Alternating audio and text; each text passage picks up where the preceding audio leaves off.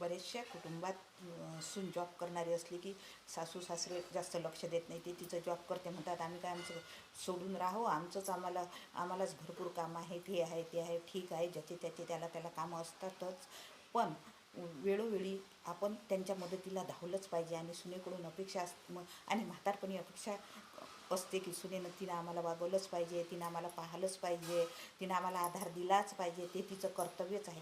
पण एक सांगू, तिलाही तुमच्या आधाराची कधीतरी गरज होती. जेव्हा ती नवीन लग्न करून तुमच्या घरी आली तेव्हा तिला तुमच्या तुम्ही नवीन होते, तुमची घर नवीन होतं, घरातले लोक नवीन होते, तेव्हा तिला तुमच्या आधाराची गरज होती. जेव्हा ती पहिल्यांदा गरोदर राहिली तेव्हा तिच्यात मानसिक आणि शारीरिक बदल झाले होते, तेव्हा तिला तुमच्या आधाराची गरज होती. जेव्हा तिचे मुलं लहान होते, मुलं, नोकरी आणि घर, अशी ती तिहेरी तारेवरची कसरत करत होती. जेव्हा तिचं मूल लहान होतं तेव्हा ती पाळणाघरात ठेवून तळफळत जॉबला जात होती.